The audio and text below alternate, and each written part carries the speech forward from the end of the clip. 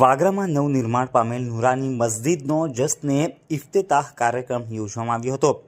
Syed Abdullah બાવા સાહેબે જુમ્માની વિશેષ નમાજ અદા કરાવી હતી। ભરૂચ જિલ્લાના તાલુકા મથક વાગરાનગરમાં નવનિર્માણ કરાયેલ મસલકે આલા હઝરતની નુરાની મસ્જિદનું લોકાર્પણ કરવામાં આવ્યું હતું।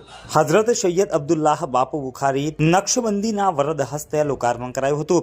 અબ્દુલ્લાહ બાવાએ રિબિન કાપી મસ્જિદને નમાજ માટે ખુલ્લું મૂકી હતી। સાથે જ શુક્રવારની જુમ્માની વિશેષ નમાજ પણ હઝરત સૈયદ અબ્દુલ્લાહ બાપુએ અદા કરાવી હતી।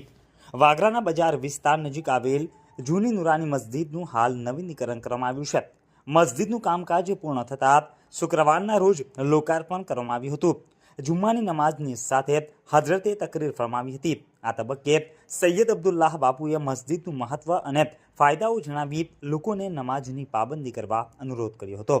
આ પ્રસંગે આલી નબી ઔલાદે અલી સૈયદ જીલાની બાવા બુખારી નક્શબંદી સૈયદ મુસ્તાક અલી બાવા સંખેડાવાળા સૈયદ કલંદર બાપુ બુખારી સૈયદ નૂરુદ્દીન બાવા સૈયદ સિકંદર બાવા સૈયદ મુનાફ બાવા સાહબ વિલાયત કાદરી જાવિદ બાપુ વકીલ વાગરાવાળા તેમજ મૌલાના અઝરુદ્દીન શહીદ મૌલાના સબ્બીર પેટલાદવાળા તેમજ મસ્જિદના મુતવલ્લી ફારૂક રઝવી આરિફ દસ્સુ ઉર્ફે મુન્નાભાઈ સિરાજ મુસા હસન જુબૈર ખત્રી સલમાન પઠાણ તેમજ સૈયદ સાદાત કિરામ તથા મસ્જિદના ત્રસ્તીઓ સહિત નગરના લોકો ઉપરાંત દૂર દૂરથી અનેક લોકો મોટી સંખ્યામાં હાજર રહ્યા હતા।